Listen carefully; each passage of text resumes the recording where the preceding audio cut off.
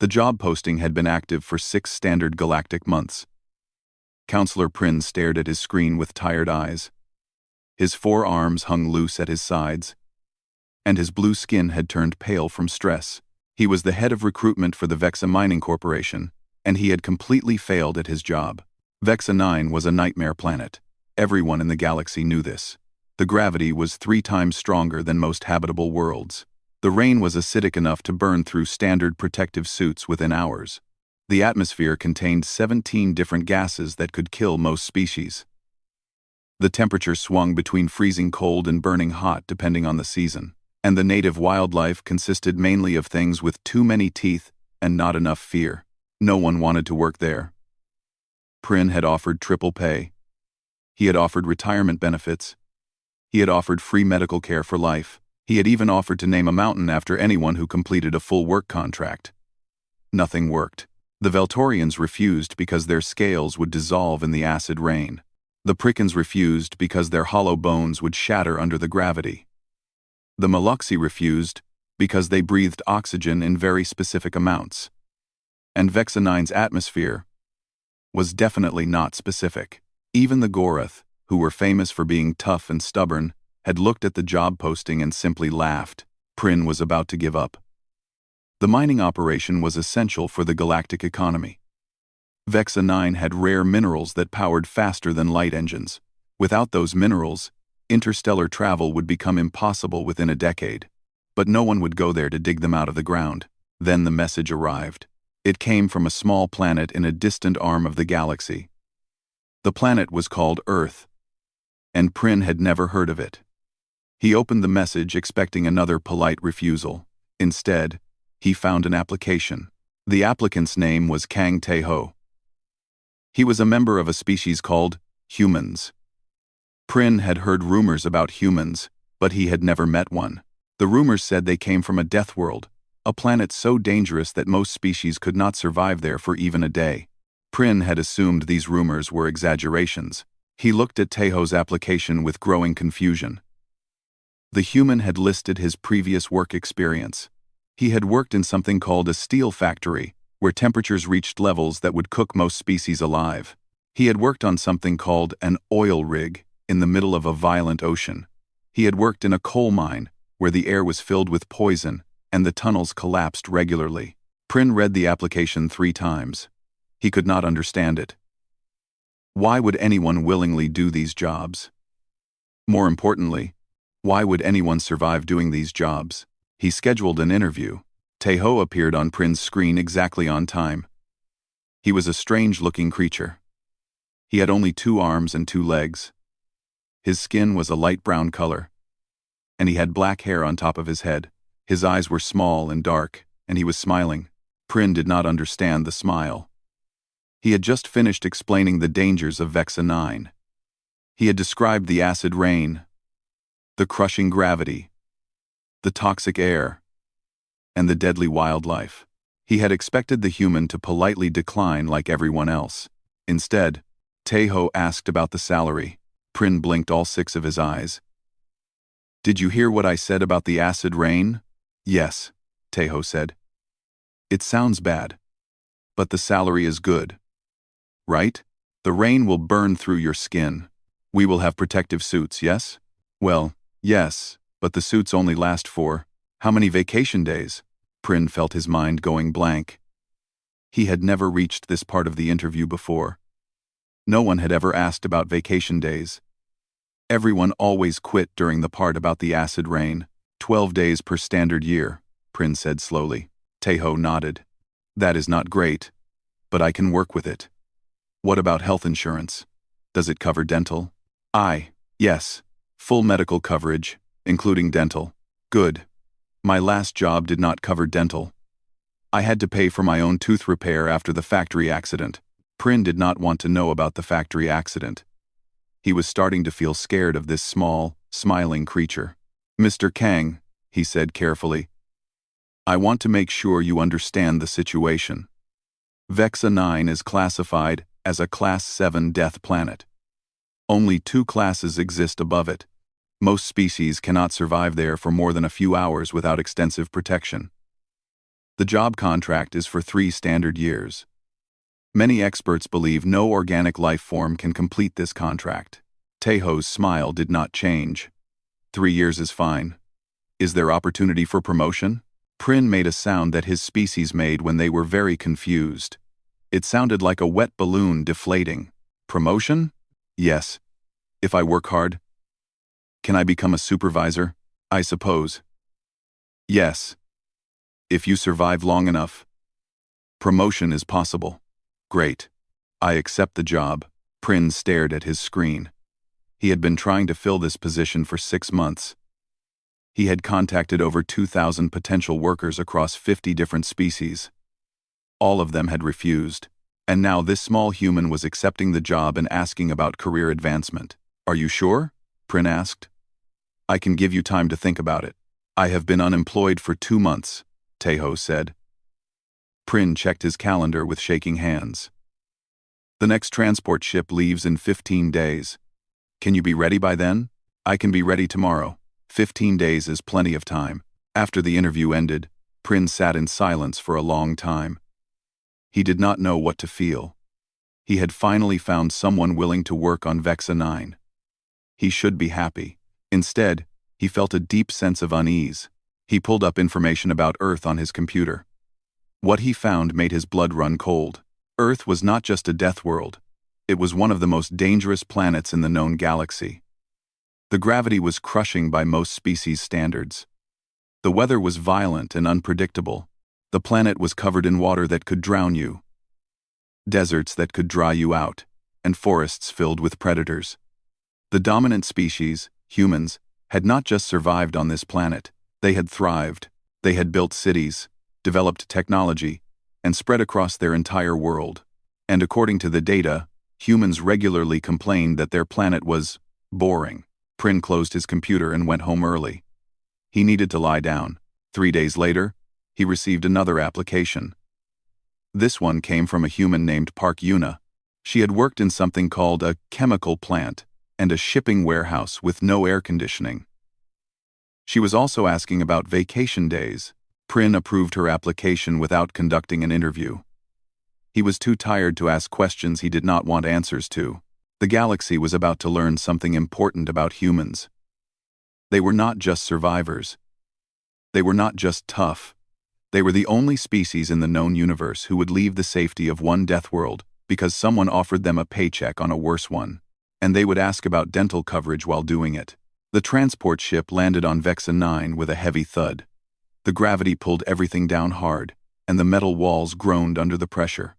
Most passengers would have felt sick from the landing. Taeho just stretched his arms and yawned. Finally, he said, my legs were getting stiff. Yuna stood up from her seat and cracked her neck. She was shorter than Taeho, with her black hair tied back in a practical ponytail.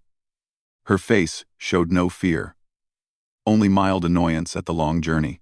18 hours in that tiny seat, she muttered. I have had worse, but not by much. They grabbed their bags and walked toward the exit. The other passengers on the ship, a group of maintenance robots and supply drones, did not react to their presence. Only machines had been willing to make this trip regularly. Until now. The airlock opened, and Taeho and Yuna got their first look at Vexa 9. The sky was a sick yellow color, filled with heavy clouds that seemed to press down on the land. The ground was gray and rocky, with patches of strange plants that looked more like fungus than anything green. In the distance, mountains rose up like broken teeth against the horizon. Lightning flashed inside the clouds, and a low rumble of thunder rolled across the landscape. A thin mist hung in the air. Taeho felt it touch his skin through the thin gap between his glove and sleeve. It stung a little, like touching a hot pan. The acid, Yuna observed. They were not joking about that. At least it is not raining hard yet. They walked toward the main facility, a large dome made of reinforced metal and thick glass. The dome protected the workers from the worst of the planet's conditions. Inside, they would be safe. Outside, they would need to be careful. A tall, insect-like alien was waiting for them at the entrance. He had 6 legs, 2 arms, and large compound eyes that reflected the yellow sky. His exoskeleton was a dull brown color, and he held a tablet in his clawed hands. A badge on his chest identified him as Orientation Officer Crix. Crix looked at the two humans with obvious confusion. He checked his tablet 3 times before speaking. "You are the new workers?" "Yes," Taeho said. "Kang Taeho and Park Yuna. We are here for the mining positions." Crix made a clicking sound with his mandibles. "I see. Well, welcome to Vexa 9. Please follow me for your orientation." He led them inside the dome. The air was clean and cool, a sharp contrast to the thick atmosphere outside. Other workers moved through the corridors, most of them robots or heavily modified cyborgs. A few organic aliens were present, but they all wore extensive protective gear, even inside the facility. The two humans wore simple work clothes. They had not even put on their protective suits yet. Crix brought them to a small conference room and activated a holographic display. A 3-dimensional model of Vexa 9 appeared, covered in red warning symbols and danger zones. "Before you begin work, I must inform you of the hazards," Crix said. His voice was flat and professional. But Taeho noticed that his compound eyes kept darting toward them nervously. Vexa 9 is classified as a Class 7 death planet. There are exactly 47 ways to die on this world without leaving the facility, and over 300 ways to die outside the facility. He pressed a button, and a list began scrolling on the display. The gravity is 3 times standard.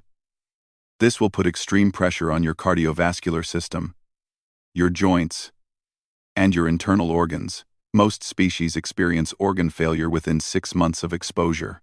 Taeho nodded. "So we should stretch regularly." "Got it." Crix paused. He was not used to being interrupted during this part. The atmosphere contains high levels of sulfur compounds, chlorine gas, and acidic vapor. Breathing the outside air without protection will cause your lungs to dissolve within minutes. "Like that one factory I worked at in Ulsan," Yuna said to Taeho. "Remember I told you about the chemical leak? The one where 3 people passed out?" "Yes. The ventilation was terrible." Crix stared at them. His mandibles clicked again. Faster this time. He was not sure how to respond to casual conversation during a death briefing. He continued with the presentation. "The acid rain falls approximately 18 hours per day. It has a pH level of 1.2, which is strong enough to burn through standard protective materials within 4 to 6 hours. Extended exposure will cause severe chemical burns and eventual death." "Do the suits get replaced regularly?" Taeho asked. "Yes. Every 4 hours during outside work. That is better than my last job. We had to buy our own safety equipment." Crix felt a strange sensation. He later learned that humans called this sensation being deeply unsettled. He pressed on with his presentation. The native wildlife consists primarily of silicon-based predators. They are attracted to movement and heat signatures. They can sense prey from up to 2 kilometers away and can move at speeds exceeding 100 kilometers per hour. Yuna leaned forward slightly. "Are they smart?" "No. They operate purely on instinct." "Good. Smart predators are worse. You cannot trick them." "You have experience with predators?" "I grew up near the mountains. We had bears and wild boars. The boars were worse. Honestly. Very aggressive." Crix did not know what bears or boars were. He made a mental note to look them up later. He had a feeling he would not like what he found. The orientation continued for another hour. Crix explained the emergency procedures, the medical facilities, the communication systems, and the evacuation protocols. He described what to do during acid storms, earthquake events, and wildlife incursions. He showed them videos of previous accidents, including graphic footage of workers who had not followed safety procedures. Through all of this, Taeho and Yuna took notes and asked practical questions. They did not flinch at the accident footage. They did not express fear or hesitation. They asked about shift schedules, meal plans, and whether the facility had a gym. By the end of the orientation, Crix was experiencing something close to an existential crisis. "Do you have any final questions?" he asked weakly. Taeho raised his hand. "Is there a coffee machine?" "A what?" "Coffee. It is a drink from our planet. It contains caffeine, which helps us stay awake and focused. Crix checked his tablet. I do not believe we have this substance. Is it essential for your survival? Taeho and Yuna exchanged a look. It was a look that Crix could not interpret, but it made him feel even more nervous. We can survive without it, Yuna said slowly. But morale will be affected. I will submit a request to supply management. After the orientation ended, Crix watched the two humans walk toward their assigned quarters. They moved easily despite the heavy gravity, their steps confident and relaxed. They were chatting about something, and occasionally one of them would laugh. Crix had conducted over 200 orientations during his career. Every single one had ended with the new worker looking scared, sick, or both. Many had quit on the spot. Some had cried. One had fainted. These two were discussing dinner options. He returned to his office and pulled up information about Earth. For the next 3 hours, he read about hurricanes, earthquakes, volcanic eruptions, venomous animals, extreme temperatures, and a phenomenon called Monday morning traffic. When he finished reading, Crix understood something important. Vexa 9 was dangerous. Vexa 9 was deadly. But compared to Earth, Vexa 9 was just slightly inconvenient. The humans had not come here to prove anything. They had not come here to be heroes. They had come here because someone was offering them money to do a job, and the job did not seem particularly worse than what they were used to. Crix filed his orientation report with a single note at the bottom. Recommend increasing human recruitment. They appear to be immune to rational fear. The next day, he received a message from Counselor Prin, asking if the humans were still alive. Crix replied, Yes. They are asking about gym equipment and something called coffee. I do not understand them, but they seem content. Prin's response was simply, Neither do I. Keep me informed. The galaxy was beginning to learn. Humans did not just survive Deathworlds. They made themselves comfortable on them. The first week on Vexa 9 passed faster than Taeho expected. The work was hard, but not impossible. The conditions were harsh, but manageable, and the pay was excellent, which made everything else easier to accept. His job was simple in concept, but difficult in practice. He operated a heavy drilling machine that cut into the rocky ground and extracted the rare minerals below. The machine was designed for aliens with 4 arms, so he had to make some adjustments. He tied extra controls to his boots so he could operate them with his feet. It was not elegant, but it worked. Yuna worked in the processing facility, sorting the raw minerals and preparing them for transport. Her job required careful attention to detail and the ability to work in extreme heat. The processing machines generated temperatures that would kill most species within minutes. Yuna wore a cooling suit and took regular breaks. She said it reminded her of summer in her hometown, except with better equipment. By the 3rd day, the other workers had started watching them. The facility employed about 50 organic workers, plus several hundred robots and drones. Most of the organic workers were heavily modified cyborgs who had replaced large parts of their bodies with machinery to survive the conditions. They kept their distance from the humans, not out of hostility, but out of confusion. Mirik was the first to approach them. He was a small alien with gray fur and large, nervous eyes. His species, the Ven, were known for being anxious and cautious. They had excellent technical skills but poor survival instincts. Mirik had taken the job on Vexa 9 because he needed money for his family, but he had spent every moment since arriving in a state of constant fear. He found Taeho eating lunch in the break room on the 4th day. The human was calmly chewing on something from a small container while reading reports on a tablet. Mirik approached slowly, his fur standing up with nervousness. Excuse me. You are the human, yes? Taeho looked up and smiled. One of them. I am Taeho. You can call me Tae. I am Mirik. I work in maintenance. Nice to meet you. Want to sit down? Mirik hesitated, then sat across from Taeho. He was trembling slightly. His eyes kept darting toward the windows, where the yellow sky pressed against the glass. I have a question, Mirik said. It may be rude. I apologize in advance. Go ahead. Are you not afraid? Taeho considered the question while chewing his food. Afraid of what specifically? Mirek made a gesture that encompassed everything around them. This, the planet, the acid, the gravity, the creatures outside, everything. Oh, well, yes, I am careful. Fear is useful for staying alive. But I am not scared all the time. That would be exhausting. How? How do you stay calm? Taeho put down his food and thought about his answer.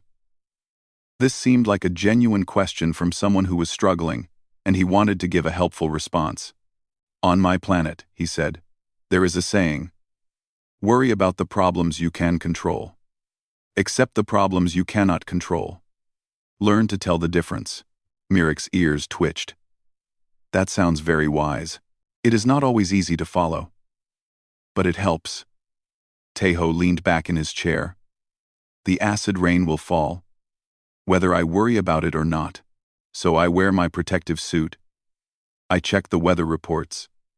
And I do not stand outside longer than necessary. Beyond that, worrying does not help. But the danger is constant here. The danger is constant everywhere. On my planet, I could be hit by a car, struck by lightning, attacked by an animal, or killed by 100 different diseases. Here, the dangers are different, but the approach is the same. Be careful, be prepared, and do not waste energy on fear. Mirek was quiet for a moment. His trembling had decreased slightly. Your planet sounds terrible, he said finally. Taeho laughed. It is, but we love it anyway. Over the next few days, Mirek started spending more time with the humans. He ate lunch with Taeho and sometimes joined Yuna for breaks. He watched how they handled problems and tried to learn from their approach. One afternoon, a minor emergency occurred. A pipe burst in the processing facility, spraying acidic coolant across the floor. Everyone evacuated except Yuna, who grabbed a repair kit and fixed the pipe in under 3 minutes. She emerged with a small burn on her arm where some coolant had splashed through a gap in her glove. The facility nurse, a tall alien with too many eyes, examined her wound with obvious concern. This requires immediate treatment. The acid is still eating into your tissue. Yuna looked at her arm. The burn was about the size of a coin, red and raw. It is not that bad. Do you have any of that healing gel? Yes, but that will be fine. I have had worse. The nurse applied the gel, which immediately began repairing the damaged tissue. Within an hour, the wound had closed. By the next morning, only a faint scar remained. Word spread through the facility. The human had fixed a dangerous leak, received a chemical burn, and gone back to work the same day. She had not filed a complaint, requested time off, or even seemed particularly bothered. Crix heard the story and added it to his growing file on human behavior. The file was getting very long. That evening, Taeho and Yuna sat in the common room with Mirek and a few other curious workers. Someone had asked how humans dealt with stress, and Taeho was explaining something he called complaining. You see, he said, the key is to express your frustration out loud. It does not fix the problem, but it makes you feel better. A cyborg named Vex tilted his mechanical head. You complain about things you cannot change? Exactly. How does that help? It releases pressure. If you keep all your frustration inside, it builds up until you explode. But if you complain regularly, in small amounts, you stay balanced. Yuna nodded in agreement. On Earth, we have entire industries built around complaining. Social media, talk shows, support groups. It is a fundamental part of human culture. Mirek was taking notes on his tablet. What do you complain about? Everything, Taeho said. The weather, the food, our jobs, our governments, traffic, prices, other people, ourselves. Nothing is off limits. Even things you like? Especially things you like. Complaining about something you love means you care about it deeply. The aliens exchanged confused looks. This concept was entirely foreign to them. Most species either accepted their conditions silently or took action to change them. The idea of complaining as a coping mechanism was revolutionary. Can you demonstrate? Vex asked. Taeho cleared his throat. Sure, I will complain about this facility. He took a deep breath. The gravity here is annoying. My knees hurt by the end of every shift. The food in the cafeteria is bland and repetitive. The coffee situation is unacceptable. My quarters are too small, and the walls are an ugly color. And whoever designed the drilling machines clearly never considered that some species only have 2 arms. He paused. There. I feel better already. Yuna added her own complaints. The showers do not have enough water pressure. The safety briefings are too long. Crix is nice, but he stares too much. And I miss fresh vegetables. Mirik tentatively raised his hand. Can I try? Please do. The small alien took a shaky breath. I hate this planet. I hate the yellow sky. I hate being scared all the time. I hate that my family is so far away. And I hate that I cannot sleep because I keep thinking about all the ways I could die. Silence fell over the room. Mirik looked embarrassed. But Taeho was smiling. That was perfect, he said. How do you feel? Mirik thought about it. Slightly better, actually. See? Complaining works. By the end of the first week, something had changed in the facility. The atmosphere was still dangerous. The work was still hard. But the workers had started talking to each other more. They had started complaining together, sharing their frustrations and fears instead of suffering in silence. And at the center of this change were 2 humans who treated a death planet like just another job site. Crix submitted his weekly report with a new note. Human influence is spreading. Morale has improved by approximately 17%. Workers are now complaining openly about conditions. Strangely, this appears to be positive. Recommend continued observation. Prin read the report 3 times before responding. Keep the humans happy. Whatever they need. This is the first good news we have had in months. The coffee machine arrived 2 days later. The storm warning came at midnight. Alarms blared through the facility, waking everyone from their sleep. Red lights flashed in the corridors, and automated announcements repeated the same message over and over. Category 5 Acid Storm approaching. All personnel evacuate to emergency shelters. This is not a drill. Taeho sat up in his bed and rubbed his eyes. Through his small window, he could see the sky changing color. The usual sick yellow was darkening to an angry orange, and massive clouds were rolling in from the horizon. Lightning flashed inside them, bright and constant. He got dressed quickly and stepped into the corridor. Other workers were already moving toward the evacuation points, their faces filled with fear. Mirik ran past, his gray fur standing straight up. Tay, we have to go. The shelters are underground. What kind of storm is this? The worst kind. Category 5. It only happens a few times per year, but when it does, nothing survives on the surface. The acid rain will be concentrated enough to melt through the main dome within hours. Taeho felt a spike of genuine concern. He had dealt with bad weather before, but this sounded serious. He followed Mirik toward the evacuation point, where Crix was directing workers into the underground tunnels. Yuna was already there, wearing her work clothes and carrying a small bag. She looked calm but focused. You heard the news? She asked Taeho. Category 5. Sounds bad. Very bad. Crix says the surface facilities might not survive. Taeho frowned. What about the equipment? The drilling machines? The processing units? They will be left behind. The priority is getting everyone underground. This did not sit well with Taeho. He had been operating his drilling machine for 2 weeks now. He had made modifications to it, learned its quirks, and developed a strange attachment to the massive piece of machinery. The thought of it being melted by acid rain bothered him. More than that, he thought about what would happen if the equipment was destroyed. The mining operation would be set back by months. Workers would lose their jobs. The company might even shut down the facility entirely. He pulled Yuna aside and spoke quietly. How long until the storm hits? About 3 hours. And how long can the main dome survive? Crick said 4 to 6 hours under Category 5 conditions. Taeho did some quick math in his head. So if someone stayed inside the dome, they would have time to protect the critical equipment before the structure failed. Yuna studied his face. You are thinking about staying. I am thinking about options. Tae, that is incredibly dangerous. I know. But think about it. If we lose everything, What happens? We all lose our jobs. The company fails. Everyone who depends on this operation suffers. He paused. He paused. I did not come all this way to watch everything get destroyed because of bad weather. Yuna was quiet for a moment. Then she sighed. You are serious about this. You are serious. I am. Then I am staying too. You do not have to. I know. But someone needs to watch your back. She smiled slightly.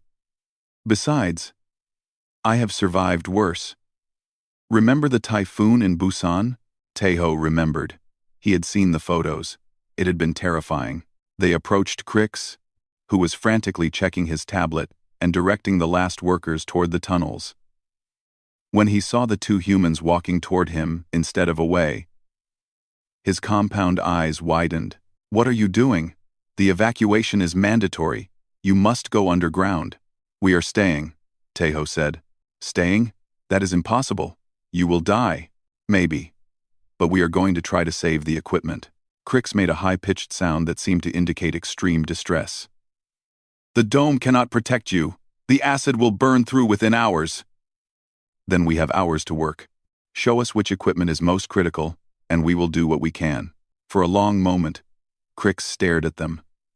His mandibles clicked rapidly as his mind tried to process what was happening. No one had ever volunteered to stay during a Category 5 storm. The idea was suicidal. But these were humans. And Crix had learned that humans did not think like other species. The primary generators, he said finally, and the mineral storage vaults. If those survive, we can rebuild. Everything else is replaceable. Where are they? Crix transferred the information to their tablets. Then he reached out with one of his clawed hands and touched Taeho's arm. It was an unusual gesture for his species, reserved for moments of deep emotion. Good luck, he said. I hope you survive. So do we. The evacuation completed, and the tunnels sealed shut. Taeho and Yuna stood alone in the main facility as the storm approached. They worked quickly. The primary generators were located in the center of the dome, protected by multiple layers of shielding. But the shields were designed for normal conditions, not Category 5 storms. Taeho found extra plating in the storage rooms and began welding it into place over the critical components.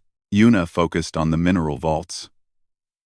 The processed minerals were worth more than everything else in the facility combined. She sealed the vault doors with emergency foam and redirected power to strengthen the internal climate control. Outside, the storm hit. The sound was like nothing Taeho had ever heard. It was a roar that shook the entire dome, a constant thunder that made the walls vibrate. Through the reinforced windows, he could see the acid rain falling in sheets so thick they looked solid. Lightning struck the ground repeatedly, each flash illuminating clouds that seemed to press down from the sky like a giant hand. The first breach happened after 2 hours. A section of the outer wall began to weaken, the metal bubbling and warping under the acid assault. Taeho grabbed a patch kit and ran toward it, spraying sealant over the damaged area while the wall hissed and smoked inches from his face. His protective suit began to degrade. The acid vapor in the air was stronger than normal, seeping through seams and joints. He felt stinging sensations on his arms and neck, small burns where the acid touched his skin. He kept working. Yuna joined him when a second breach appeared on the opposite side of the dome. They moved from crisis to crisis, patching holes, reinforcing weak points, and redirecting the dome's failing systems. The floor became slick with condensation and leaked acid. The air grew thick and hard to breathe. 4 hours into the storm, they took a break. They sat in the center of the facility, surrounded by damaged equipment and failing systems, eating protein bars from Taeho's emergency supplies. This is quite bad, Yuna observed. Yes, worse than expected. My suit is almost gone. Yours? Taeho checked. About 30% remaining. We should probably worry about that. Probably. They finished their protein bars and got back to work. The storm lasted 6 more hours. By the end, Taeho and Yuna were barely standing. Their suits had failed completely, and they had resorted to wrapping themselves in emergency blankets and avoiding the worst of the acid vapor. Their skin was covered in small burns, their lungs hurt with every breath, and their muscles screamed from exhaustion. But the generators still worked. The mineral vaults remained sealed, and when the storm finally passed, the dome was damaged but standing. Crix was the first one out of the tunnels. He emerged into the facility and stopped, staring at the two humans who sat on the floor, surrounded by piles of used repair materials. "You are alive," he said. "Barely," Tejo admitted. "You saved the generators. And the vaults." "Yuna did most of that work." Yuna waved weakly. "I need a shower. And medical attention." In that order, Crix looked around at the damage. The dome had held, but just barely. Massive sections of the outer wall were scarred and warped. Equipment lay scattered everywhere. The floor was covered in debris and acid residue, but the critical systems were intact. The operation could continue. "Why did you do this?" Crix asked. "You could have died." "You almost did die." Tejo thought about the question. He was too tired to give a complicated answer. "It needed to be done," he said simply. "And we were the only ones who could do it." Medical teams arrived and helped the humans to the infirmary. As they were carried away, Crix heard Tejo asking the medics if the coffee machine had survived the storm. It had. And somehow, that question made Crix understand humans better than any research ever could. They did not think about survival. They did not think about danger. They thought about doing their jobs, helping their co-workers, and enjoying small comforts. Everything else was just weather. The news spread across the galaxy within days. Every major news network carried the story. Two humans had stayed behind during a Category 5 acid storm to save a mining facility on one of the most dangerous planets in known space. They had worked for 10 hours in conditions that would kill most species within minutes. They had suffered numerous injuries, depleted all their protective equipment, and pushed their bodies to the absolute limit. And when asked why they did it, one of them had said, "It needed to be done." Counselor Prin watched the news coverage from his office with a mixture of amazement and exhaustion. He had received over 500 messages in the last 24 hours. Most of them were from other corporations, asking how they could hire humans. The rest were from humans asking if there were any job openings. The original job posting had been active for 6 months with 0 applicants. Now, Prin had a waiting list of over 2,000 humans who wanted to work on Vexa 9. He did not understand it. He did not think he ever would. On Vexa 9, Tejo and Yuna spent 3 days in the medical wing recovering from their injuries. The facility's advanced medical technology healed their acid burns, repaired their damaged lungs, and restored their exhausted bodies to full health. By the end of the 3rd day, they were bored and asking when they could return to work. The medical staff, who had expected them to need at least 2 weeks of recovery, did not know how to respond. When they finally emerged from the medical wing, they found that things had changed. Other workers no longer avoided them. Instead, everyone wanted to talk to them, ask them questions, and hear their stories. Mirik followed them around like a shadow. His nervous eyes now filled with something that looked like admiration. "You are heroes," he said during lunch on their first day back. "Everyone is talking about you." Tejo shrugged. "We just did what was necessary. No one else would have done it. No one else could have done it." Yuna took a bite of her food, which was slightly better than before. Someone had started adding more variety to the menu after the storm. "We are not special," she said. "Any human would have done the same." Mirik shook his head. "That is what makes you special. You do not see yourselves as exceptional. But you are." If. This conversation was repeated many times over the following weeks. Every alien who talked to Tejo and Yuna came away with the same confused admiration.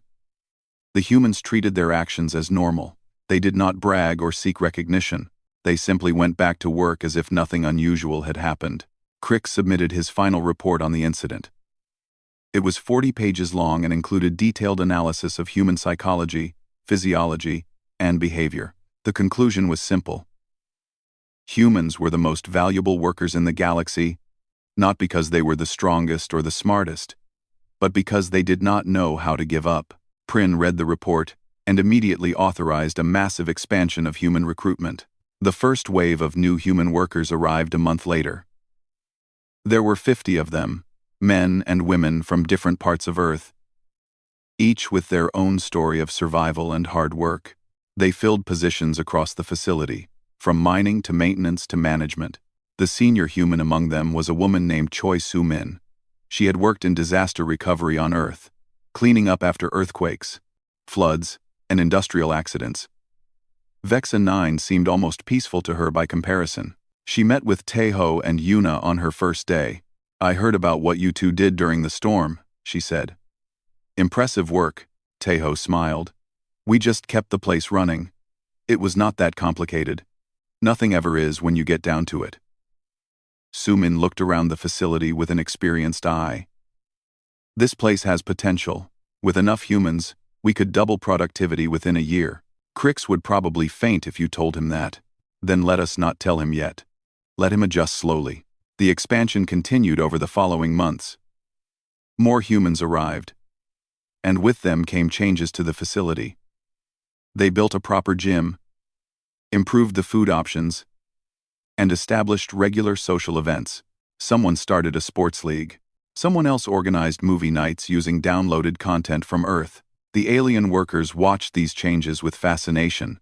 They had never seen a workplace transform so quickly. What had once been a grim, desperate operation was becoming something that almost resembled a community. Mirik was promoted to assistant manager of the maintenance division. He had gained confidence from his time with the humans, learning their approach to problems and their techniques for managing stress. He still worried, but now he worried while taking action, instead of worrying while frozen in fear. During one evening gathering, he stood before a mixed crowd of humans and aliens and gave a short speech. "When I first came to Vexa 9, he said, I thought I was going to die. I thought everyone was going to die. This planet is terrible. And the work is hard, and the dangers are real."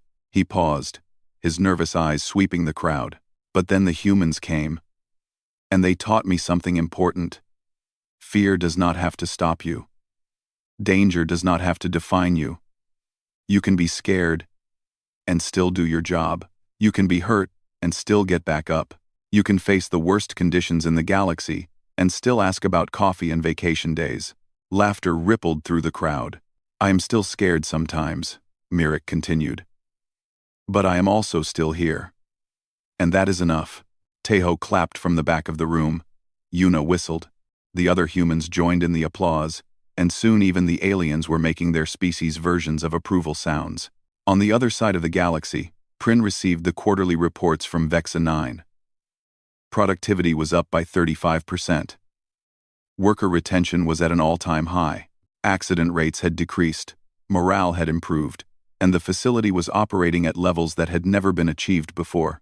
And at the bottom of the report, a small note caught his attention. "Human workers have requested permission to celebrate something called Christmas. They say it involves decorations, gifts, and excessive food consumption. Recommend approval.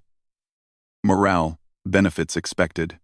Prin approved the request without hesitation. He leaned back in his chair and thought about everything that had happened. 6 months ago, he had been ready to give up. Vexa 9 had seemed like an impossible problem, a death trap that would drain resources and destroy careers.